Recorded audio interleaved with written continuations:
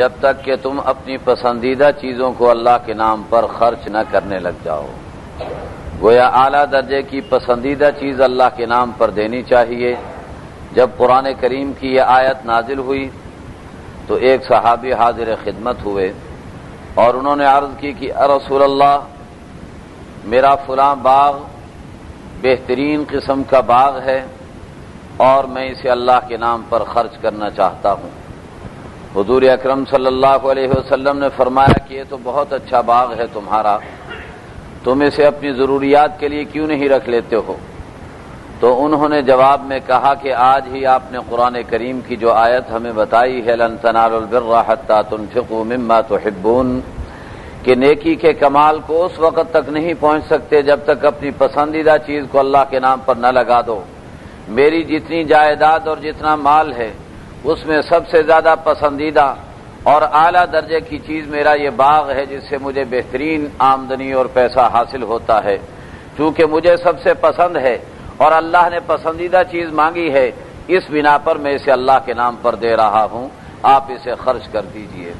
تو معلوم یہ ہوا کہ صحابہ کرام رضوان اللہ تعالی علیہم اجمعین کا ایسا مزاج بن چکا تھا کہ جیسے ہی قرآن اترتا صحابہ اس کے مطابق عمل کرنے کے لیے پوری طرح اپنے آپ کو تیار رکھا کرتے تھے۔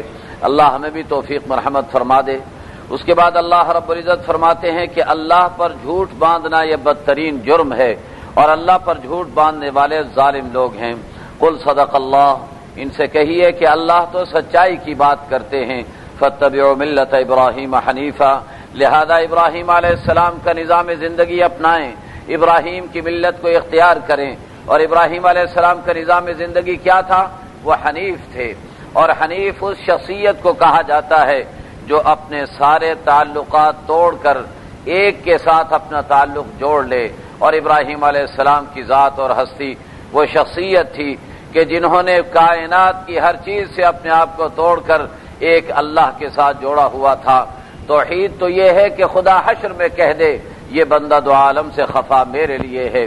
تو ابراہیم علیہ السلام کی یہ کیفیت بن چکی تھی، اس لیے اللہ رب العزت انسانیت کو دعوت دیتے ہیں فاتبعوا ملت ابراہیم حنیفا، ابراہیم علیہ السلام کے طرز زندگی کو اپناؤ جو یکسو ہو کر کے میرے بن گئے تھے۔ وما كان من المشرکین ان اول بیت وضع للناس، پھر کعبۃ اللہ کا تذکرہ ہو رہا ہے کہ سرزمین کی ابتدا اللہ نے کعبۃ اللہ سے کی ہے، اور اس سرزمین پر سب سے پہلی آبادی کعبۃ اللہ کے نام سے آباد ہوئی ہے، اور سب سے پہلا گھر کعبۃ اللہ کے نام سے بنا ہے۔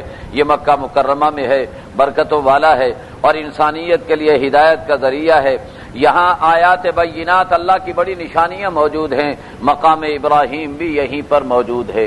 مقام ابراہیم وہ پتھر ہے جس پر ابراہیم علیہ السلام چڑھ کر کے خانہ کعبہ کی تعمیر کر رہے تھے، اور اس پر پتھر کے اندر اللہ نے وہ کراماتی تاثیر رکھی ہوئی تھی کہ جب نیچے ہونے کی ضرورت پڑتی تو پتھر نیچے آ جاتا تھا، جب اوپر ہونے کی ضرورت پڑتی دیوار بلند ہوتی جاتی تو پتھر بھی اونچا ہوتا چلا جاتا تھا۔ گویا ایک لفٹ کا کام دے رہا تھا ابراہیم علیہ السلام کے لیے، اور تعمیر کرنے کے لیے ان کے لیے آسانی پیدا کر رہا تھا۔ تو وہ نشانی ابراہیم علیہ السلام کی اب تک خانہ کعبہ کے مطاف کے اندر، صحن کے اندر رکھی ہوئی موجود ہے۔ اللہ فرماتے ہیں یہ بھی ایک نشانی ہے مقام ابراہیم۔ ومن دخلہ کان آمنا، اور پھر کعبۃ اللہ کی خوبی یہ ہے کہ یہاں جو بھی داخل ہو جائے وہ امن والا ہو جاتا ہے، اسے امن دے دیا جاتا ہے۔ ایک واقعہ البدایہ والنہایہ والے نے لکھا ہے کہ ابو جہل اور اس کے ساتھی کہیں جنگل میں جا رہے تھے، ایک ہرن کے پیچھے ایک بھیڑیا کر رہا تھا۔ ہرن نے بھاگتے ہوئے حرم شریف کی حدود کے اندر جیسے ہی قدم رکھ لیا اور حرم کے حدود میں داخل ہو گیا تو بھیڑیا وہیں حدود پر بیٹھ گیا، اور آگے بڑھ کر اس نے ہرن پر کوئی حملہ نہیں کیا۔ تو ابو جہل اپنے ساتھیوں سے کہنے لگا کہ کیسے تعجب کی بات ہے کہ یہ بھیڑیا بھی حرم کا احترام کرتا ہے اور حرم کے احترام کے اندر جانوروں کو نہیں ستاتا ہے۔ بھیڑیے سے آواز آئی، اس نے کہا میں اس سے زیادہ تمہیں تعجب کی بات بتاؤں؟ محمد یدعوکم الی الجنۃ وانتم تدعونہ الی النار، محمد تمہیں جنت کی طرف بلا رہے ہیں اور تم ایسے بدبخت ہو کہ تم جہنم کی طرف چلے جا رہے ہو۔ اس سے معلوم یہ ہوتا ہے کہ اللہ نے حرم محترم کو امن والی جگہ بنایا ہے۔ اللہ فرماتے ہیں ومن دخلہ کان آمنا، اور پھر اس کے بعد اللہ نے فرمایا کہ خانہ کعبہ تک پہنچنے کی جس میں استطاعت موجود ہو، اور استطاعت کا مطلب یہ ہوتا ہے کہ راستے کا سفر خرچ بھی ہو، کرایہ بھی ہو، وہاں کے رہنے کے خرچہ بھی موجود ہو، جس کے پاس اتنی گنجائش ہو تو ایسے شخص پر حج فرض ہو جاتا ہے۔ وَلِلَّهِ عَلَى النَّاسِ حِجُّ الْبَيْتِ مَنِ اسْتَطَاعَ إِلَيْهِ سَبِيلًا، اللہ کی طرف سے لوگوں پر فرض کر دیا گیا ہے خانہ کعبہ کا حج کرنا جو کہ خانہ کعبہ تک جانے کی گنجائش رکھتا ہو۔ وَمَنْ كَفَرَ فَإِنَّ اللَّهَ غَنِيٌّ عَنِ الْعَالَمِينَ، جو انکار کرے تو اللہ دنیا جہان والوں سے مستغنی ہے۔ یہاں علماء فرماتے ہیں کہ اللہ نے کفر کا لفظ کیوں استعمال کیا؟ ادھر تو حج کی فرضیت کی بات کی گئی اور ادھر کفر کا لفظ استعمال کیا گیا۔ علماء یہ بتاتے ہیں کہ اس کا مطلب یہ ہے جو حدیث شریف کے اندر آتا ہے، اللہ کے نبی علیہ الصلوۃ والسلام نے ارشاد فرمایا کہ جس شخص پر حج فرض ہو جائے، من ملک ذادا وراحلہ، جو زاد و راحلہ کی گنجائش رکھتا ہو، خانہ کعبہ تک پہنچنے کی گنجائش رکھتا ہو، فلم یحج، اس کے باوجود بھی حج کرنے کے لیے نہ جائے، فلا علیہ ان یموت یہودیا او نصرانیا، وہ چاہے یہودی ہو کے مرے چاہے نصرانی ہو کے مرے، ہمارے مسلمانوں کے ساتھ اس کا کوئی تعلق اور واسطہ نہیں ہے۔ اس لیے علماء فرماتے ہیں کہ حج بیت اللہ فرض ہونے کے بعد کرنے کے لیے نہ جانا ایسی منحوس حرکت ہے کہ اس کی وجہ سے مرتے مرتے انسان ایمان سے محروم ہو جایا کرتا ہے اور دنیا سے ایمان سے محروم ہو کر کے جاتا ہے۔ اس لیے اللہ فرماتے ومن کفر فإن اللہ غنی عن العالمین، اگر کوئی حج بیت اللہ کے لیے نہ گیا اور اس نے کفر کا کام کیا تو اللہ دنیا جہان والوں سے مستغنی ہے۔ اس کے بعد اللہ رب العزت نے اہل کتاب سے خطاب کیا اور فرمایا کہ تمہارے پاس کتاب موجود ہے، اس کے باوجود تم اللہ کی آیات کے منکر ہو، قرآن کا انکار کرتے ہو، اللہ کے راستے سے روکتے ہو۔ یاد رکھو اللہ تمہارے کرتوتوں سے کبھی غافل نہیں ہے اور تمہیں اس کا بدلہ چکھنا پڑے گا۔ یا ایھا الذین آمنوا ان تطیعوا فریقا من الذین اوتوا الکتاب، اے ایمان والو اگر تم یہود و نصارہ کے تابع بن گئے، اہل کتاب کی اتباع کرنے لگ گئے تو یاد رکھو یردوکم بعد ایمانکم کافرین، تو یہ تمہیں کافر بنانے سے کم کسی قیمت پر راضی نہیں ہوں گے، تمہیں کافر بنا کر کے چھوڑیں گے۔ اس لیے عیسائیوں اور یہودیوں کے ساتھ اتحاد کی باتیں اور عیسائیوں اور یہودیوں کے ساتھ یکجہتی کی باتیں یاد رکھیے، یہ ایمان سے محرومی کی بات ہے۔ قرآن یہ بتا رہا ہے کہ عیسائیت یا یہودیت تمہارے ساتھ کبھی یکجہتی نہیں کر سکتی۔ ایک ہی صورت ہے کہ تم اپنے اسلام سے دستبردار ہو جاؤ، اپنے دین کو چھوڑ دو، تب جا کر کے یہود و نصارہ تمہیں اپنا مانیں گے، ورنہ تمہارے ساتھ کسی قیمت پر بھی وہ صلح نہیں کر سکتے ہیں۔ پھر قرآن کریم یہ کہتا ہے یا ایھا الذین آمنوا اتقوا اللہ حق تقاتہ، اے ایمان والو اللہ سے ایسا تقوی پیدا کرو، اللہ سے ایسا ڈر اپنے اندر پیدا کرو جیسا کہ ڈر پیدا کرنے کا حق ہوا کرتا ہے۔ ولا تموتن الا وانتم مسلمون، اور یاد رکھو اسلام کے علاوہ کسی اور کیفیت پر تمہاری موت نہیں آنی چاہیے، جب مرو تو اسلام پر تمہیں مرنا ہوگا۔ واعتصموا بحبل اللہ جميعا ولا تفرقوا، فرقے بازی نہ کرو اور اللہ کی رسی کو مضبوط تھام لو۔ یہاں اللہ نے حکم بھی دیا اور اس کے ساتھ ساتھ اللہ نے فرقہ واریت سے بچنے کا طریقہ بھی بتا دیا۔ اللہ نے کہا کہ معاشرے کے اندر فرقہ واریت کو نہیں پھیلانا چاہیے۔ فرقہ واریت سے بچنے کا راستہ کیا ہوگا کہ تمام فرقوں کو تسلیم کر لیا جائے؟ نہیں، قرآن کی یہ تعلیم نہیں ہے۔ قرآن یہ کہتا ہے واعتصموا بحبل اللہ جميعا، اللہ کی رسی کو مضبوطی سے تھام لو، یہی راستہ ہے فرقہ واریت سے جان چھڑانے کا۔ جب تم اللہ کی رسی کو تھامو گے، قرآن کے دامن میں آؤ گے، سارے ناجائز نظریات کو چھوڑ دو گے اور حق پر آنے کے لیے تیار ہو جاؤ گے، یہی راستہ اور ابتدا ہوگی فرقہ واریت سے جان چھڑانے اور بچنے کی۔ قرآن کریم یہ کہتا ہے واذکروا نعمت اللہ علیکم اذ کنتم اعداء فالف بین قلوبکم فاصبحتم بنعمتہ اخوانا۔ قرآن کریم کہتا ہے کہ دیکھو تجربہ ہو چکا، صحابہ کرام اسلام سے پہلے انتشار کا شکار تھے، باہمی قتل و غارت گری کا شکار تھے۔ قرآن آ گیا، قرآن کی برکتوں سے اللہ نے ان کے اندر اتحاد و اتفاق پیدا کر دیا۔ اللہ فرماتے ہیں کہ اللہ کی نعمت کو یاد کرو کہ تمہارے باہمی اختلافات اور قتل و غارت گری اور جانی دشمنیوں کے باوجود اللہ نے قرآن کی برکتوں سے تمہیں متفق اور متحد کر دیا اور تم جہنم کے کنارے پر کھڑے ہوئے تھے، اللہ نے تمہیں جہنم کے کنارے سے نکال کر کے بچا لیا۔ کذالک یبین اللہ لکم آیاتہ لعلکم تہتدون، اللہ ایسے ہی اپنی آیتوں کو بیان کیا کرتے ہیں تاکہ تمہیں ہدایت نصیب ہو جائے۔ اس کے بعد اللہ رب العزت نے ایک جماعت ایسی ہونے کی ضرورت پر زور دیا ہے جس کے اندر یہ خوبی پائی جاتی ہو کہ یدعون الی الخیر، خیر کے داعی ہوں، امر بالمعروف نہی عن المنکر کرنے والے ہوں، یہی لوگ کامیاب ہونے والے ہیں۔ اور پھر اس کے بعد قرآن کریم نے یہ بتایا ہے کہ قیامت کا دن آئے گا، اس دن کے اندر بعض چہرے سفید ہوں گے، چمک رہے ہوں گے، اور بعض چہرے کالے سیاہ ہو رہے ہوں گے۔ کالے سیاہ چہروں والے کافر بے ایمان ہوں گے، اللہ کے نافرمان ہوں گے، اللہ انہیں عذاب کے اندر مبتلا کر دیں گے، اور سفید چہرے چمکنے والے چہرے ففی رحمت اللہ، اللہ کی رحمت کے اندر ہوں گے۔ ہم فیہا خالدون، وہ اس میں ہمیشہ ہمیشہ رہیں گے۔ اللہ ہمیں بھی ان کے اندر شامل فرما دیں۔ تلک آیات اللہ نتلوہا علیک بالحق وما اللہ یرید ظلما للعالمین۔ اللہ فرماتے ہیں یہ اللہ کی آیتیں ہیں، اللہ برحق طریقے پر تمہیں پڑھ کر کے سنا رہے ہیں، اور یاد رکھو کہ اللہ دنیا جہان پر ظلم نہیں کرنا چاہتے ہیں۔ وللہ ما فی السماوات وما فی الارض، آسمان و زمین کی حکمرانی اللہ ہی کے لیے ہے۔ وإلی اللہ ترجع الامور، اور تمہیں لوٹ کر، ہر چیز نے لوٹ کر اللہ ہی کی طرف چلے جانا ہے۔ کنتم خیر امۃ اخرجت للناس، امت مسلمہ کی فضیلت کو بیان کیا جا رہا ہے، اور اللہ فرما رہے ہیں کہ امت مسلمہ کی یہ فضیلت ہے کہ انسانیت کے نفع کے لیے، انسانیت کے مفاد کے لیے امت مسلمہ کی تخلیق کی گئی ہے۔ تأمرون بالمعروف وتنہون عن المنکر، امت مسلمہ کی خوبیوں میں بڑی خوبی یہ ہے کہ امر بالمعروف کرتے ہیں، نہی عن المنکر کرتے ہیں۔ وتؤمنون باللہ، اور ایمان والے تو یہ لوگ ہیں ہی۔ ولو آمن اہل الکتاب لکان خیرا لہم منہم المؤمنون واکثرهم الفاسقون۔ اہل کتاب یہود و نصارہ کو کہا جاتا ہے جو آسمانی کتاب کے ماننے والے ہیں۔ قرآن کہتا ہے اگر یہ اہل کتاب بھی ایمان لے آتے تو ان کے لیے بہتر ہو جاتا۔ ان میں اکثر لوگ تو غلط کار ہیں، فاسق اور نافرمان ہیں، لیکن بعض اس میں انصاف پسند بھی ہیں کہ جو ایمان کو قبول کرنے والے ہیں، جیسا کہ حضرت عبداللہ ابن سلام رضی اللہ تعالیٰ عنہ یہودیوں کے بڑے عالم تھے، لیکن انہوں نے حق کو پہچانا اور اسلام کو قبول کیا، تو اللہ فرماتے ہیں بعض اچھے بھی ہیں۔ اور پھر قرآن کریم نے یہ بتایا کہ یہ یہودی، یہ لوگ تمہیں کوئی نقصان نہیں پہنچا سکتے، ہاں زبانی کلامی باتیں کر کے یا تمہاری مقدس شخصیات کی گستاخیاں کر کے تمہاری دل آزاری ضرور یہ کرتے رہیں گے، لیکن یاد رکھو تمہارا مقابلہ کبھی نہیں کر سکیں گے، ان کی کوئی مدد نہیں کی جائے گی۔ ضربت علیہم الذلۃ اینما ثقفوا، ان پر ذلت کی چھاپ لگا دی گئی ہے، جہاں بھی چلے جائیں ذلیل و رسوا ہو کر کے رہیں گے۔ الا بحبل من اللہ وحبل من الناس، ہاں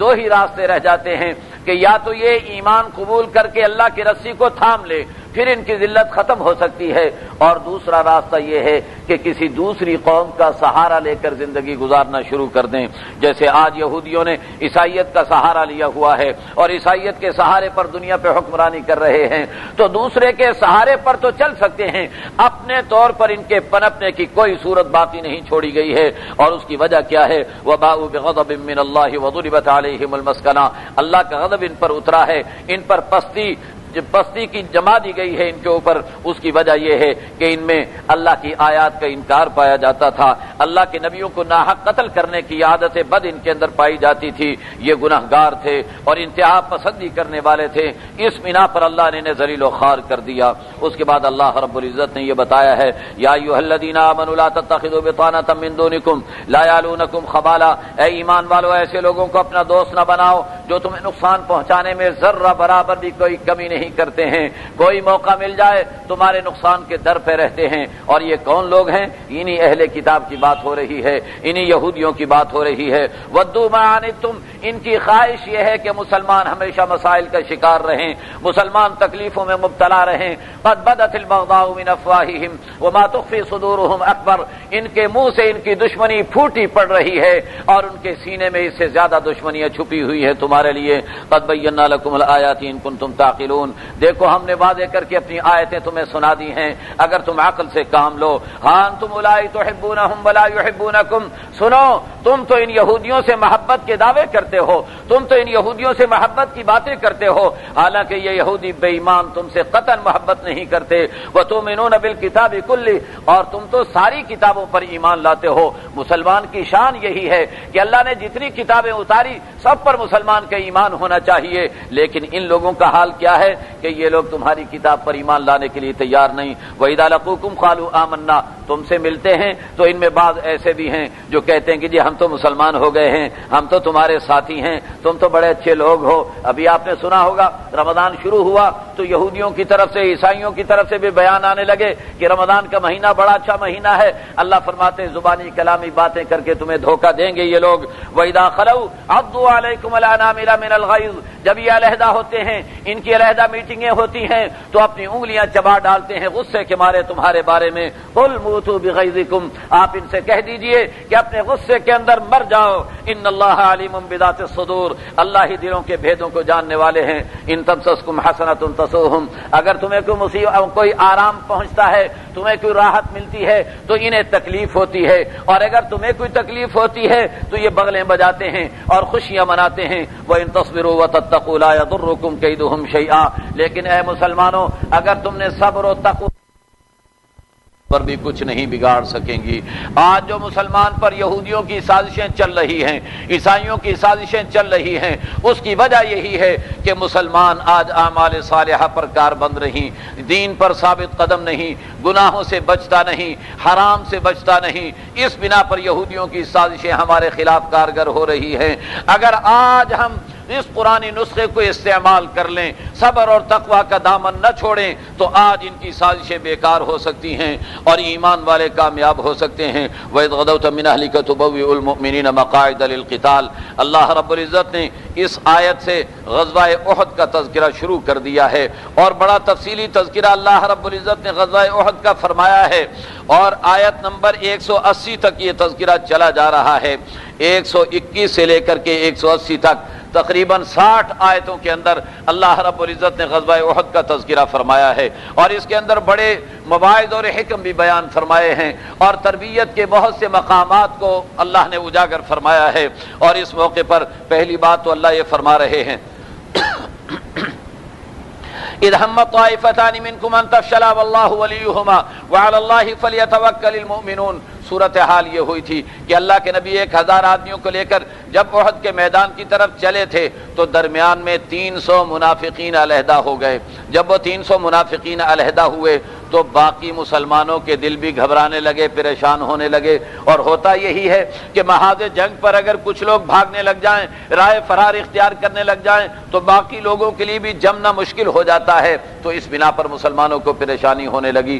مسلمانوں میں بھی بعض لوگ ایسے تھے جو یہ کہنے لگ گئے کہ اب ہمارا کیا بنے گا, اب ہم کیسے کامیاب ہو سکیں گے, ہماری تو تعداد بہت کم اور تھوڑی رہ گئی ہے, کیا ہوگا. تو اللہ فرماتے ہیں اذ همت طائفتان منکم ان تفشلا, 2 قبیلے 2 خاندان تم میں سے پھسلنے کی تیاریاں کر رہے تھے, لیکن واللہ ولیہما اللہ ان کے والی وارث ہیں, اللہ ان کے ولی ہیں. گویا اللہ نے ان کے ایمان کی گواہی دے دی کہ بعض اوقات ایمان والے کے دل کے اندر بھی ایسے خیالات آ سکتے ہیں, لیکن ان خیالات پر عمل کرنا یہ ایمان کے تقاضے کے منافی ہے. خیالات آئیں ان کو جھٹک دینا اور اللہ کے حکم کی پابندی کر لینا یہ ایمان کے منافی نہیں ہے. تو بعض مسلمانوں کے دلوں میں جو خیالات آئے تھے انہوں نے جھٹک دیے اور اللہ کے نبی کے ساتھ لگے رہے. اللہ اس کا تذکرہ فرما رہے ہیں اور فرما رہے وعلی اللہ فلیتوکل المؤمنون, ایمان والوں کو تو اللہ پر توکل کرنا چاہیے. تم نے پہلے منظر نہیں دیکھا وَلَقَدْ نَصَرَكُمُ اللَّهُ بِبَدْرٍ وَأَنْتُمْ أَذِلَّةٌ,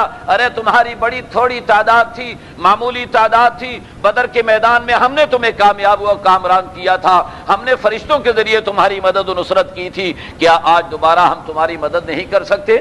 اس لیے تم مجھ پر توکل کرو, اللہ پر توکل کرتے رہو. اس کے بعد اللہ رب العزت نے آگے بیان فرمایا کہ اے ایمان والو سود خوری چھوڑ دو, لا تاکلوا الربا اضعافا مضاعفا واتقوا اللہ لعلکم تفلحون. اللہ کا تقوی پیدا کرو تم کامیاب ہو جاؤ گے, اللہ اور اس کے رسول کی اطاعت کرو تم پر رحم کیا جائے گا. اور اس کے بعد قرآن کریم نے غزوہ احد کے بارے میں یہ بتانا شروع کر دیا کہ اس غزوے کے اندر مسلمانوں کو نقصان پہنچا تھا, اور نقصان پہنچنے کی وجہ کیا ہوئی تھی کہ چند مسلمانوں نے اللہ کے نبی کی حکم عدولی کر لی تھی. اللہ کے نبی کے ایک حکم کی خلاف ورزی, وہ بھی جان بوجھ کر نہیں بلکہ اجتہادی طور پر بڑے غور و خوض کرنے کے بعد انہوں نے سوچا کہ اب وہ حکم چونکہ باقی نہیں رہا ہے لہذا اس پر عمل کرنا ضروری نہیں. اتنی سی کوتاہی بھی اللہ نے گوارا نہیں کی اور جیتی ہوئی جنگ کو شکست کے اندر تبدیل کر دیا اور 70 مسلمان شہید ہو گئے، اللہ کے نبی بھی زخمی ہو گئے. تو اللہ رب العزت نے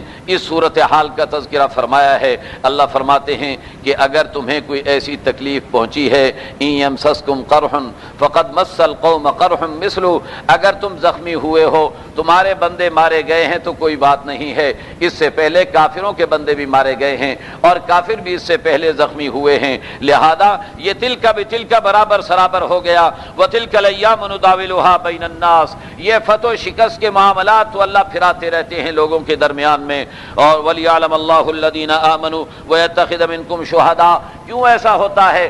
اس لیے کہ اللہ یہ چاہتے ہیں کہ ایمان والے کھل کر کے سامنے آ جائیں. وَلِيَعْلَمَ اللَّهُ الَّذِينَ آمَنُوا وَيَتَّخِذَ مِنكُمْ شُهَدَاءَ، اور اللہ تم میں بعض لوگوں کو شہادت کے مرتبہ علیٰ پر فائز فرما دیں. یہ مقاصد ہوا کرتے ہیں تکالیف کے آنے کے، مشکلات کے آنے کے.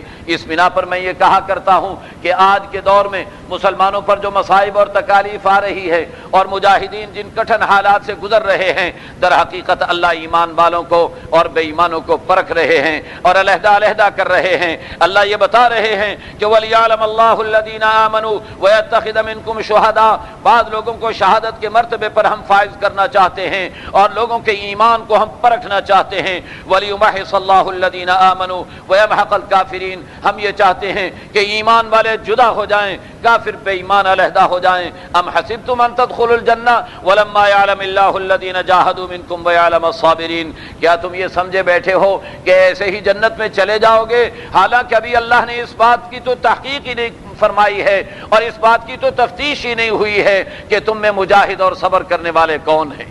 معلوم ہوا کہ مجاہدین اور صبر کرنے والے، جمنے والے اور محاذ جنگ پر ڈٹ جانے والے یہی لوگ ہیں جو صحیح معنی کے اندر قرآن کی نگاہ میں جنت کے وارث بن رہے ہیں. وَلَقَدْ كُنْتُمْ تَمَنَّوْنَ الْمَوْتَ مِنْ قَبْلِ أَنْ تَلْقَوْهُ فَقَدْ رَأَيْتُمُوهُ وَأَنْتُمْ تَنْظُرُونَ، تم موت کی تمنائیں کر رہے تھے، آج موت تمہارے سامنے نظر آئی تو اب بھاگتے کیوں ہو؟ اب میدان میں ڈٹتے کیوں نہیں اور ڈٹ کر کافروں کا مقابلہ کیوں نہیں کرتے ہو؟ غزوہ احد کے اندر ایک واقعہ یہ پیش آیا کہ اللہ کے نبی زخمی ہو گئے. آپ صلی اللہ علیہ وسلم تھوڑی دیر کے لیے ایک غار کے اندر آپ کو پناہ لینی پڑ گئی. معلوم ہوتا ہے کہ بعض اوقات مجاہدین کے ساتھ ایسے حالات آتے ہیں کہ غاروں میں، پہاڑوں میں چھپنا پڑ ہی جاتا ہے. یہ بھی ایک اس نظام کا حصہ ہے. بہر صورت اللہ کے نبی علیہ الصلوۃ والسلام جب ایک غار کے اندر جا کر کے پناہ لی آپ نے تو آپ کے خلاف ایک افواہ پھیلا دی گئی. افواہ شیطان کی طرف سے اور شیطان کے کارندوں کی طرف سے پھیلائی گئی. مقصد یہ تھا کہ مسلمانوں میں بددلی پھیلا دی جائے اور مسلمانوں کو کمزور کر دیا جائے اور مسلمانوں کے اندر پریشانی پیدا کر دی جائے، لیکن قرآن کریم نے اسے تربیت کا ذریعہ بنا لیا. افواہ یہ پھیلی تھی کہ محمد علیہ السلام شہید ہو گئے اور جیسے یہ افواہ پھیلی تو بعض لوگوں نے یہ سوچ لیا کہ اب لڑائی کا کیا فائدہ، اب جنگ کرنے کا کیا فائدہ، جب اللہ کے نبی نہ رہے تو اب جنگ کرنے کی کوئی ضرورت باقی نہ رہی. بعض لوگ میدان سے ہٹ گئے اور بعض لوگوں نے تو تلواریں نیام میں ڈال کر کے آرام سے بیٹھ گئے کہ اب کوئی ضرورت نہیں رہ گئی ہے. یہ کیفیت جو پیدا ہوئی تھی، بعد میں جب ایک آواز آئی کہ اللہ کے نبی تو زندہ سلامت موجود ہیں، مسلمان پھر دوڑ پڑے اور پھر میدان کے اندر آ گئے اور جنگ اپنے زور و شور کے ساتھ چلتی رہی اور جاری رہی. اللہ اس واقعے کو نقل فرما رہے ہیں اور نقل فرما کر کے ارشاد فرماتے ہیں کہ لوگوں سنو، وما محمد الا رسول قد خلت من قبلہ الرسل، محمد علیہ السلام کی موت کا سن کر، محمد علیہ السلام کی شہادت کا سن کر تم میں بعض لوگ ایسے تھے جو کہ پھرنے کی باتیں کر رہے تھے، اسلام کو چھوڑنے کی باتیں کر رہے تھے. سنو، محمد خدا نہیں، محمد تو اللہ کے رسول ہیں، ان پر تو موت طاری ہونی ہے اور انہوں نے اس دنیا سے چلے جانا ہے. یاد رکھو، اگر تم نے اللہ کو مانا ہے اور اللہ کی عبادت کرنی ہے تو اللہ تو حی لا یموت ہے، اللہ ہمیشہ رہنے والے ہیں. اس بنا پر تمہیں اللہ کے دین پر ڈٹے رہنا ہوگا، جمے رہنا ہوگا. اور یاد رکھو، محمد علیہ السلام کے چلے جانے کے بعد اگر تم میں سے کوئی بھی اسلام سے پھر گیا اور دین سے پھر گیا تو یاد رکھو اللہ کا کچھ نہیں بگاڑ سکتا ہے. لن یضر اللہ شیئا، لن یضر اللہ شیئا، اللہ کو ذرہ برابر بھی نقصان نہیں پہنچا سکیں گے. وما کان لنفس ان تموت الا باذن اللہ کتابا مؤجلا. قرآن یہ بتا رہا ہے کہ جو لوگ شہید ہوئے تو ان کی قسمت میں شہادت لکھی ہوئی تھی، اس لیے کہ جب تک کسی کی موت لکھی نہ ہو اس وقت تک موت نہیں آیا کرتی. بہر صورت اس سے اللہ رب العزت نے مسلمانوں کی تربیت کا سامان کیا، اور پھر اس کے بعد اللہ رب العزت نے کچھ غزوہ احد کی قلمی منظر کشی کی ہے اور بتایا ہے کہ اس وقت جب مسلمانوں پر تکلیف آ رہی تھی تو کیسے بھاگ دوڑ رہے تھے اور جان بچانے کے لیے ادھر ادھر کیسے چھپ رہے تھے۔ قرآن کریم یہ کہتا ہے کہ بعض لوگ اس غزوہ احد پر اعتراضات کرنے کے لیے بھی تیار ہو گئے۔ جب غزوہ احد سے فارغ ہو کر اللہ کے نبی مدینہ منورہ پہنچے تو یہودیوں نے، منافقوں نے اعتراضات شروع کر دیے۔ اعتراضات کیا تھے؟ کہنے لگے صاحب دیکھا نا، مر گئے نا وہاں جا کر، دیکھو ہم اچھے رہے، ہم گھروں میں آ گئے تھے، بچ گئے، اور وہ وہاں جا کر کے مر گئے۔ کیوں جی ایسی باتیں آج ہم بھی کر رہے ہیں نا مجاہدین کے بارے میں، وہی باتیں جو اس دور میں ہو رہی تھی وہی باتیں آج بھی کی جا رہی ہیں۔ تو کیا کہہ رہے تھے وہ بے ایمان لوگ؟ کہنے لگے دیکھا وہاں جا کر کے مرے نا، اگر ہمارے ساتھ ہوتے لو کانوا عندنا ما ماتوا وما قتلوا، اگر ہمارے پاس ہوتے تو نہ مرتے نہ قتل کیے جاتے۔ اور پھر کیا کہنے لگے اگر یہ جہاد ہوتا تو ہم چلے جاتے، یہ جہاد تو تھا ہی نہیں، اس لیے کہ مقابلے پر 3000 کافر، اتنی بڑی تعداد اور اتنا اسلحہ، اتنے اسلحے اور اتنی تعداد کا مقابلہ ہم کیا کر سکتے تھے؟ یہ تو لڑائی تھی ہی نہیں، لہذا یہ تو نورا کشتی تھی، ہمیں اس بنا پر ہم گئے ہی نہیں اس کے اندر۔ تو قرآن کریم نے جواب دیا، قرآن کریم نے اس کے جواب کے اندر یہ فرمایا کہ پہلی بات تو یہ ہے کہ کامیابی کی باتیں، تو کامیابی تو ینصرکم اللہ فلا غالب لکم، اگر اللہ کی مدد آ گئی تو تمہاری تھوڑی تعداد بھی غالب ہو کر کے رہے گی، اور اگر اللہ نے مدد نہ کی تو تم کبھی غالب نہیں آ سکتے ہو۔ اور دوسری بات کہ تم گھروں میں رہ کر موت سے بچ گئے ہو، اللہ کہتے ہیں ٹھیک ہے پھر میں موت کے فرشتے کو بھیج رہا ہوں،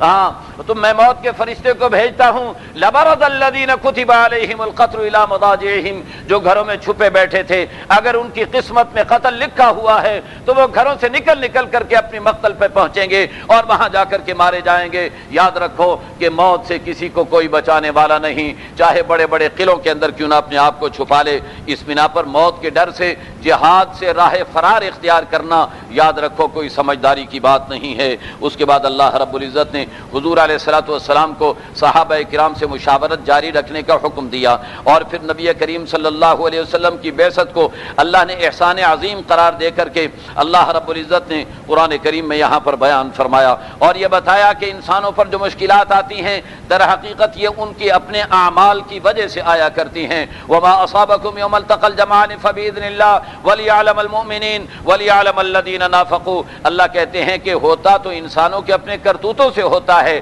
لیکن اللہ نے اس صورتحال کو ایمان والے اور منافقین کے پرکھنے کا ذریعہ بنا لیا تھا۔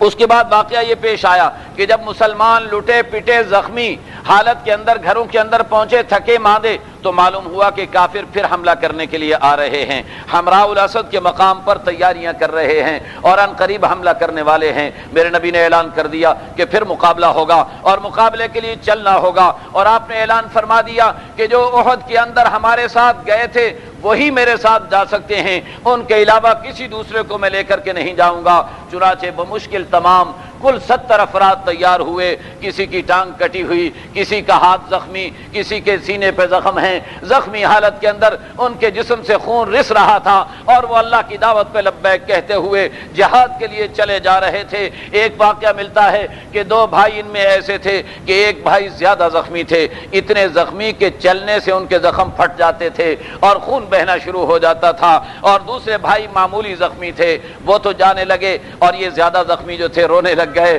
کہنے لگے کہ میں تو چاہتا ہوں کہ اللہ کے نبی سے کسی جہاد میں بھی پیچھے نہ رہوں، آج میں پیچھے رہ جاؤں گا اپنی بیماری کی وجہ سے اور اپنی تکلیف کی وجہ سے میرا کیا بنے گا۔ تو بھائی نے کہا کہ بھائی جان آپ پریشان نہ ہوں، آپ میرے کندھے پہ بیٹھ جائیں، میں اپنے کندھے پہ اٹھا کے آپ کو اللہ کے راستے میں لے کر کے جاؤں گا۔ چنانچہ انہوں نے اپنے کندھے پہ بٹھایا اور اپنے بھائی کو تقریباً 60-70 کلومیٹر تک اٹھا کر کے لے کے گئے، اور اللہ کے نبی علیہ الصلوۃ والسلام اپنے ساتھیوں کے ساتھ وہاں جا کر کے پہنچے۔ حمراء الاسد کے مقام پر جا کر کے آپ نے پڑاؤ ڈالا۔ کافروں کو جب خبر پہنچی تو ان پر رعب طاری ہوا اور وہ وہاں سے بھاگ کر کے مکہ مکرمہ چلے گئے۔ اللہ کے نبی وہاں ٹھہرے، وہاں پر بازار لگا اور وہاں پر خرید و فروخت ہوئی۔ اس بازار میں اور خرید و فروخت کے اندر مسلمانوں کو اتنا نفع اللہ نے دیا، اتنا نفع دیا کہ غزوہ بدر میں جتنے نقصانات ہو گئے تھے سب کا مداوع اللہ نے حمراء الاسد کے مقام پر فرما دیا۔ اور اللہ نے یہ دکھا دیا کہ اللہ کی مدد حکم پورا کرنے پر آیا کرتی ہے۔ اللہ کی مدد آئی اور اللہ نے اس طرح ایمان والوں کو کامیاب و کامران کر کے دکھا دیا۔ اللہ فرماتے ہیں الذین استجابوا للہ والرسول من بعد ما اصابهم القرح للذین احسنوا منهم واتقوا اجر عظیم، جنہوں نے اللہ اور اس کے رسول کی بات مانی تھی، زخمی حالت کے اندر بھی انہوں نے مان لی تھی، جنہوں نے احسان کا کام کیا اللہ نے ان کے لیے اجر عظیم تیار کر رکھا ہے۔ الذین قال لهم الناس ان الناس، ان سے جب یہ کہا جاتا ہے قد جمعوا لكم فاخشوهم کہ کافروں نے جتھا تیار کر لیا، تمہارے مقابلے کے لیے تیار ہو گئے، تم کافروں سے ڈرو، ان کا خوف اپنے اندر پیدا کرو، تو وہ کیا کہتے ہیں حسبنا اللہ ونعم الوکیل، ہمارا اللہ ہی کافی ہے اور ہمارے لیے کارساز ہے۔ جب یہ کہتے ہیں تو فانقلبوا بنعمت من اللہ وفضل، تو اللہ کی نعمت اللہ اپنے فضل کے ساتھ ان کو واپس لوٹا دیا کرتے ہیں۔ اس کے بعد اللہ رب العزت نے بتایا کہ کافروں سے شیطان ڈرایا کرتا ہے، ایمان والے کبھی کافروں سے نہیں ڈرا کرتے ہیں۔ اور پھر اللہ رب العزت نے اس کے بعد یہ بیان فرمایا، ایک واقعے کی طرف اشارہ کیا۔ واقعہ یہ ہوا تھا کہ ایک یہودی کہہ رہا تھا کہ یہ مسلمانوں کے قرآن میں آتا ہے کہ اللہ کو قرضہ دے دو، اللہ کو پیسے دے دو۔ اللہ کے نبی جب بھی جہاد کے لیے جاتے تو چندہ کیا کرتے تھے، چندے میں کہا جاتا تھا کہ من ذا الذی یقرض اللہ قرضا حسنا، اللہ کو قرض حسنا کون دے گا مجاہدین کے تعاون کے لیے؟ تو وہ یہودی بیٹھا ہوا اپنے دوستوں سے کہنے لگا، دیکھا نا، نعوذ باللہ ثم نعوذ باللہ، نقل کفر رباشت، کہنے لگا دیکھو مسلمان کا خدا فقیر ہو گیا، غریب ہو گیا، ہم سے چندے مانگ رہا ہے، ہم تو پیسے والے رہے اور یہ فقیر بن گیا ہے جو ہم سے پیسہ مانگ رہا ہے۔ حضرت ابوبکر وہیں سے گزر رہے تھے، وہ ٹھنڈے مزاج کے انسان اور نرم مزاج کے انسان، لیکن جب انہوں نے اللہ کی شان میں گستاخی سنی تو ان سے گوارا نہیں ہوا، برداشت نہیں ہوا، کافروں کے مجمع میں گھس گئے اور جا کر کے ان کے بات بولنے والے کے منہ پر کھینچ کر کے چماٹ دی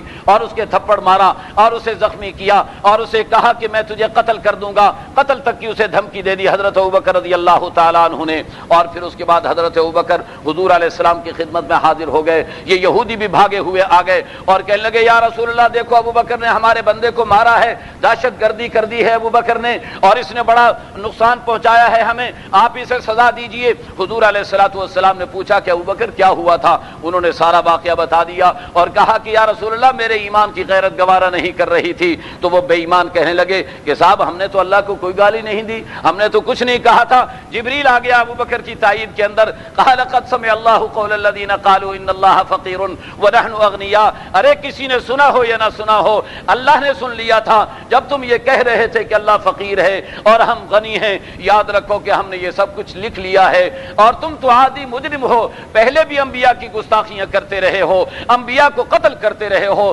تم جیسے مجرموں کی یہی سزا ہے کہ تمہیں مار پڑنی چاہیے اور تمہیں سزائیں ملنی چاہیے۔ آگے قرآن کریم نے بیان کیا کل نفس ذائقۃ الموت، یاد رکھو ہر انسان نے مرنا ہے، وانما توفون اجورکم یوم القیامہ، اور قیامت کے دن پورا پورا اجر ملے گا، جو جہنم سے بچ کر کے جنت میں چلا گیا وہ کامیاب ہو جائے گا۔ پھر اللہ رب العزت نے بتایا کہ ایمان والوں کی صورتحال یہ ہوتی ہے کہ وہ اللہ کے آسمان و زمین کے اندر غور و خوض کیا کرتے ہیں۔ سورہ آل عمران کی آخری آیات ہیں اور ان آخری آیات 11 آیات ہیں۔ اللہ کے نبی علیہ السلام جب بھی تہجد کے لیے اٹھا کرتے تو آسمان کی طرف رخ کر کے ان آیتوں کی تلاوت فرمایا کرتے تھے اور آپ صلی اللہ علیہ وسلم فرمایا کرتے تھے ویل لمن قرأ هذه الآیات ولم يتدبرها، ایسا شخص ہلاک اور تباہ و برباد ہو جائے جو ان آیتوں کو پڑھ کر بھی ان میں غور و خوض کے لیے تیار نہ ہو، اللہ کی قدرت کا مشاہدہ کرنے کے لیے تیار نہ ہو۔ ان آیات میں یہی کہا گیا ہے کہ یہ لوگ جو عقل والے لوگ ہیں وہ اللہ کے آسمان و زمین میں اور اللہ کی تخلیق میں غور و خوض کرتے ہیں اور کیا کہتے ہیں ربنا ما خلقت هذا باطلا، اے اللہ تو نے باطل طریقے پر ان کو پیدا نہیں کیا ہے، اے اللہ تو ہمیں جہنم سے بچا لے، اے اللہ تو جسے جہنم میں ڈال دے گا اسے ذلیل و رسوا کر دے گا، اور اے اللہ ہم نے سنا تیرے منادی کو، تیرے نبی کو ایمان کے لیے پکار رہا تھا، ہم ایمان لے آئے ہیں، میرے اللہ ہمارے گناہوں کو معاف فرما دے، ہمارے جرائم سے درگزر فرما دے اور ہمیں نیکوکار لوگوں کے ساتھ شامل فرما لے۔ یہ 5 دعائیں اللہ نے یہاں پر ذکر فرمائیں اور فرمایا فاستجاب لهم ربهم، اللہ نے ان کی دعا کو قبول فرما لیا۔ اس لیے علماء فرماتے ہیں کہ یہ دعوات مستجابہ ہیں، یہ مقبول دعائیں ہیں قرآن کریم کی، جن کے اللہ نے جن کے قبول ہونے کا اعلان فرما دیا دیا ہے۔ اس کے بعد اللہ رب العزت فرماتے ہیں کہ مردوں اور عورتوں کے اندر اگر جسمانی کسی قسم کا فرق پایا جاتا ہے تو وہ ان کی ذمہ داریوں کے اعتبار سے ہے، ورنہ عمل کے اعتبار سے اور اجر و ثواب کے اعتبار سے مرد و عورت کے اندر اسلام نے مساوات رکھی ہے۔ فالذین ہاجروا واخرجوا من دیارہم وأوذوا فی سبیلی، ہجرت کریں، اللہ کے نام پر نکلیں اور اللہ کے نام پر تکلیفیں برداشت کریں، وقاتلوا وقتلوا، اور قتال بھی کریں اور قتل بھی ہوں، لأکفرن عنہم سیئاتہم، میں ان کے گناہوں کو معاف کروں گا، انہیں جنتوں میں داخل کروں گا، اللہ کی طرف سے یہی بڑا ثواب ہے۔ پھر اللہ فرما رہے ہیں کافروں بے ایمانوں کے وسائل دیکھ کر اور ان کی عیاشیاں اور عیش و عشرت دیکھ کر کے تمہیں پریشان نہیں ہونا چاہیے، یہ تو عارضی ان کے وسائل ہیں۔ ثم ماواہم جہنم وبئس المہاد، پھر ان کا ٹھکانہ جہنم بن کے رہے گا اور وہ بدترین ٹھکانہ ہوگا۔ اس کے بعد اللہ رب العزت سورہ آل عمران کو ختم کر رہے ہیں، یا ایھا الذین آمنوا اصبروا وصابروا ورابطوا، اے ایمان والو ثابت قدمی اختیار کرو اور دوسروں کو بھی ثابت قدمی کی تلقین کرتے رہو، ورابطوا، ایمان والو محاذ پر اور مورچے پر ڈٹ جاؤ، واتقوا اللہ لعلکم تفلحون، اور اللہ سے ڈرتے رہو یہاں تک کہ تم کامیاب و کامران ہو جاؤ۔ اللہ ہم سب کو صحیح عمل کرنے کی توفیق برحمت فرمائے۔ وآخر دعوانا ان الحمد للہ رب العالمین۔ الحمد للہ رب العالمین والصلاة والسلام علی اشرف الانبیاء والمرسلین۔ اللہم وفقنا لما تحب وترضى واجعل آخرتنا خیرا من الاولى۔ اے اللہ تو اس مبارک مہینے کی ان ساعات کے اندر اے اللہ تو ہم سب کے حال پہ رحم فرما دے، ہر مسلمان کی جائز حاجتوں کو پورا فرما دے، پوری دنیا میں اسلام کی سربلندی کا فیصلہ فرما دے۔ میرا اللہ اہل ایمان کو کامیابیاں نصیب فرما اور بے ایمانوں کافروں کو ذلیل و خوار فرما۔ الہ العالمین، اے اللہ ہر مسلمان کی جائز حاجت کو پورا فرما، اے اللہ ہر مسلمان کو پریشانی تکلیفوں سے محفوظ فرما، بیماروں کو صحت عطا فرما، مرنے والوں کی مغفرت فرما۔ وصلی اللہ وسلم وبارک علی سیدنا محمد وآلہ وصحبہ اجمعین برحمتک یا ارحم الراحمین۔ بسم اللہ الرحمن الرحیم، الحمد للہ وکفی والصلاة والسلام علی سید الرسل وخاتم الانبیاء۔ سورۃ النساء سے آج قرآنی مضامین کے خلاصے کی ابتدا کی جا رہی ہے۔ سورۃ النساء مدنی سورت ہے اور سورۃ البقرہ کے بعد سب سے زیادہ تفصیل کے ساتھ مسائل اس سورت کے اندر بیان کیے گئے ہیں، اور اس کے علاوہ اس سورت میں یہود و نصارہ دونوں مذہبوں کے ماننے والوں کی خامیاں اور ان کی برائیوں کی نشاندہی کی گئی ہے، اور ان کے جو جبلی فطرتیں ان کے اندر پائی جاتی تھیں ان کو اجاگر کیا گیا ہے۔ ابتدا میں اللہ رب العزت فرما رہے ہیں، یا ایھا الناس اتقوا ربکم الذی خلقکم من نفس واحدہ وخلق منها زوجہا، اے انسانوں اپنے رب کا تقوی اپنے اندر پیدا کرو جس نے تمہیں ایک جان سے پیدا کیا اور اسی سے اس نے تمہارا جوڑا تیار کیا۔ وبث منہما رجالا کثیرا ونساء، اور ان سے بہت سے مردوں عورتوں کو اللہ نے آگے پھیلا دیا۔ واتقوا اللہ الذی تساءلون بہ والارحام، اللہ کا ڈر اپنے اندر پیدا کر لو جس کے نام سے تم سوال کرتے ہو، اور رشتہ داری کا بھی لحاظ رکھا کرو۔ ان اللہ کان علیکم رقیبا، اللہ تم پر نگہبان ہے۔ پھر اس کے بعد قرآن کریم نے یتیموں کے حقوق کو مد نظر رکھنے کی تلقین فرمائی ہے، اور یہ بتایا ہے کہ خاص طور پر یتیموں کے اموال میں ان کے والد کے انتقال کے بعد جو رشتہ دار رد و بدل کر دیتے ہیں اور ان کے مالوں کو ناجائز طریقے پر کھانے کی کوشش کرتے ہیں، قرآن کریم نے اس سے منع کیا ہے اور بتایا ہے کہ انہ کان حوبا کبیرا، یہ بہت بڑا جرم شمار ہوگا۔ پھر اس کے بعد قرآن کریم نے ایک بہت بڑے انسانی مسئلے کو حل کیا ہے کہ دنیا کے اندر مردوں کی آبادی کم ہے، عورتوں کی آبادی زیادہ ہے، لہذا اس مسئلے کا حل تعدد ازدواج کے بغیر کوئی نہیں ہو سکتا۔ ایک سے زیادہ بیویاں رکھنے کی قرآن اجازت دے رہا ہے کہ 4 تک بیویاں رکھی جا سکتی ہیں، اس کے بغیر کوئی راستہ نہیں ہے اس مسئلے کو حل کرنے کا، کیونکہ خواتین جب زیادہ ہوں اور مرد کم ہوں، اگر ایک مرد کو ایک بیوی رکھنے کی اجازت دے دی جائے تو باقی ماندہ خواتین کے مسائل کا حل کیا ہوگا؟ باقی ماندہ خواتین کے شرافت کے ساتھ زندگی گزارنے کا کیا راستہ ہوگا؟ دنیا کے کسی مذہب کے پاس اس کا حل موجود نہیں ہے۔ قرآن کریم نے اس کا حل بیان کیا ہے کہ 4 تک شادیاں کر لی جائیں تو اس مسئلے کو حل کیا جا سکتا ہے۔ البتہ عدل و انصاف کا دامن ہاتھ سے نہیں چھوڑنا چاہیے۔ خواتین کا مہر ادا کرنے کی تلقین کی گئی ہے اور یہ بتایا گیا ہے کہ خواتین اگر اپنی خوش دلی سے مہر کا کچھ حصہ یا پورا مہر معاف کر دیں تو معاف ہو سکتا ہے۔ اور پھر اس کے بعد قرآن کریم نے وراثت کے مسئلے کو بیان فرمایا ہے، اور وراثت کے موضوع پر قرآن کریم نے تمام وارثوں کا حصہ بیان کر دیا کہ بیوی کی 2 صورتیں ہو سکتی ہیں، شوہر کی اولاد ہوگی یا نہیں ہوگی۔ اگر شوہر کی اولاد ہے تو بیوی کو 8واں حصہ ملے گا، اور اگر شوہر کی اولاد نہیں ہے تو بیوی کو 4تھا حصہ ملے گا۔ اسی طریقے پر شوہر کی بھی 2 صورتیں ہوں گی کہ اگر بیوی کی اولاد تھی تو ایسی صورت کے اندر شوہر کو 4تھا حصہ ملے گا، اور اگر بیوی کی اولاد نہیں تھی تو ایسی صورت میں شوہر کو آدھی وراثت ملے گی۔ اور پھر اس کے بعد والدین کا حصہ بھی مقرر کر دیا کہ والدین کو 6ٹھا حصہ دیا جائے گا، ماں کو بھی، اور 6ٹھا حصہ دیا جائے گا باپ کو بھی۔ اور اگر کوئی اولاد میں لڑکا نہ ہو تو ایسی صورت کے اندر باقی ماندہ جتنی وراثت ہوگی وہ بھی والد کے حوالے کر دی جائے گی۔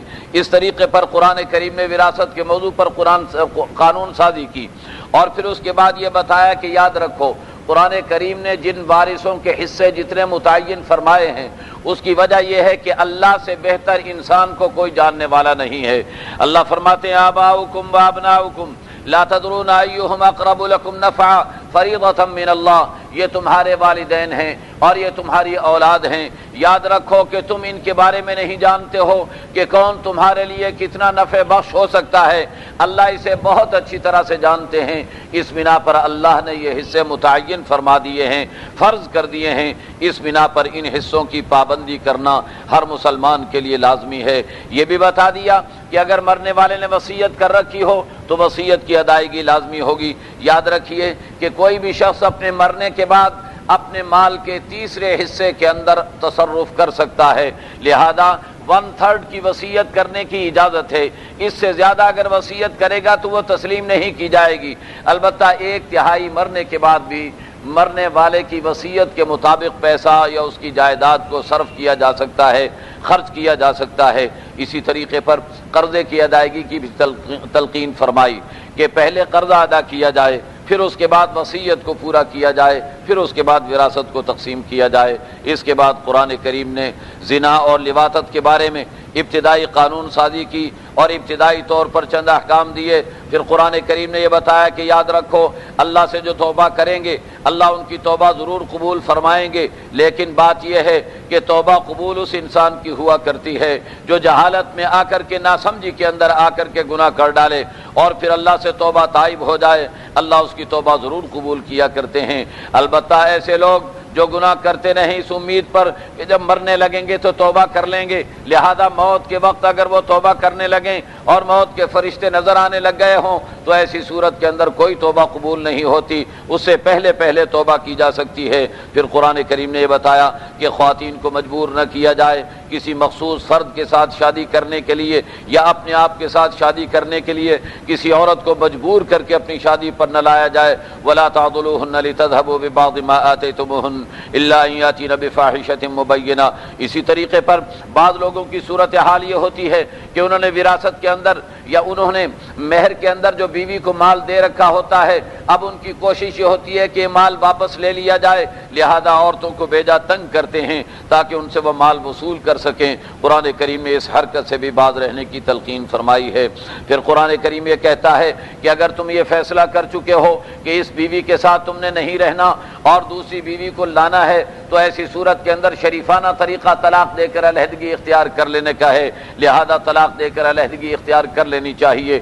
خامخواہ اس خاتون کو تنگ کرنا اور پریشان کرنا اور پریشان اور تنگ کر کے اسے اس بات پر مجبور کرنا کہ وہ طلاق کا مطالبہ کرے تو اسے طلاق دی جائے اور پھر اس سے پیسہ مانگا جائے اور اس سے مال وصول کیا جائے، یہ انتہائی بدترین قسم کے جرائم ہیں۔ قرآن کریم کہتا وَإِنْ أَرَدْتُمْ اسْتِبْدَالَ زَوْجٍ مَكَانَ زَوْجٍ، اگر تم نے ایک بیوی کو چھوڑ کر دوسری بیوی لانے کا فیصلہ کر ہی لیا ہے، وَآتِيتُمْ إِحْدَاهُنَّ قِنْطَارًا، اور تم ایک بڑا خزانہ مہر کے اندر اس عورت کو دے چکے ہو، فلا تاخذوا منه شيئا، تو اس سے ذرہ برابر بھی تمہیں واپس نہیں لینا چاہیے، اتاخذونه بهتانا واثما مبینا۔ پھر اس کے بعد قرآن کریم نے عورتوں کے معاملے میں مستقل طور پر قانون بنایا ہے اور شادی کے متعلق بیان کیا ہے کہ اپنے والد کی منکوحہ کے ساتھ کسی صورت میں بھی نکاح نہیں کیا جا سکتا، نہ تو اپنی ماں کے ساتھ والد کے انتقال کے بعد نکاح ہو سکتا ہے، اور نہ ہی سوتیلی والدہ جو اپنی والدہ نہیں ہے والد کے انتقال کے بعد اس سے بھی نکاح نہیں کیا جا سکتا۔ زمانہ جاہلیت کے اندر یہ طریقہ رائج تھا، اور عجیب اتفاق ہے کہ 1400 سال پہلے کی جاہلیت میں بھی یہ طریقہ رائج تھا، اور آج کے دور کی جدید ٹیکنالوجی کے دور کی جاہلیت کے اندر بھی یہ طریقہ رائج ہے کہ آج یورپ کے اندر، امریکہ کے اندر اور ان ترقی یافتہ ممالک میں جو کہے جاتے ہیں ان کے اندر ماؤں کے ساتھ بھی نکاح کیے جاتے ہیں اور ماؤں کے ساتھ بھی جماع کیے جاتے ہیں۔ قرآن کریم اس بدترین حرکت پر پابندی لگا رہا ہے۔ قرآن کہتا ہے وَلَا تَنكِحُوا مَا نَكَحَ آبَاؤُكُم مِّنَ النِّسَاءِ إِلَّا مَا قَدْ سَلَفَ، پہلے جو تم سے غلطیاں ہو گئیں اللہ تمہیں معاف کر رہے ہیں، لیکن اس قرآن کی آیت کے آ جانے کے بعد آئندہ تمہیں اس بات کی قطعاً اجازت نہیں دی جائے گی۔ إِنَّهُ كَانَ فَاحِشَةً وَمَقْتًا وَسَاءَ سَبِيلًا، یاد رکھو کہ یہ بے حیائی کی بات ہے اور یہ نفرت کی بات ہے، بدترین طریقہ ہے، اس بنا پر اس راستے کو اختیار نہیں کرنا چاہیے۔ پھر قرآن کریم نے محرمات کی لمبی فہرست کو گنوا دیا۔ قرآن کریم نے کہا کہ تمہاری مائیں بھی تم پر حرام ہیں، تمہاری بیٹیاں بھی تم پر حرام ہیں، تمہاری بہنیں بھی تم پر حرام ہیں، تمہاری پھوپھیاں خالائیں بھی تم پر حرام ہیں، تمہاری بھتیجیاں اور بھانجیاں بھی تم پر حرام ہیں، تمہاری رضائی مائیں بھی تم پر حرام ہیں، تمہاری رضائی بہنیں بھی تم پر حرام ہیں، تمہاری ساس، تمہاری خوش دامن، تمہاری بیوی کی والدہ وہ بھی تم پر حرام ہے، اور اگر کسی عورت سے تم نکاح کر لو اور پہلے خامن سے اس کی کوئی اولاد ہو تو وہ بیٹی بھی تم پر حرام ہے اور اس سے بھی تمہیں نکاح کرنے کی اجازت نہیں ہے، اور تمہارے بیٹے کی بیوی جو تمہاری بہو کہلاتی ہو وَحَلَائِلُ أَبْنَائِكُمُ الَّذِينَ مِنْ أَصْلَابِكُمْ، تمہارے اولاد کی بیویاں وہ بھی تمہارے لیے جائز نہیں کہ ان سے تم نکاح کرو، وَأَن تَجْمَعُوا بَيْنَ الْأُخْتَيْنِ، اور دو بہنوں کو ایک نکاح کے اندر جمع کرنا یہ بھی جائز نہیں ہے، إِلَّا مَا قَدْ سَلَفَ إِنَّ اللَّهَ كَانَ غَفُورًا رَحِيمًا، یقیناً اللہ تعالیٰ بڑے ہی غفور الرحیم ہے۔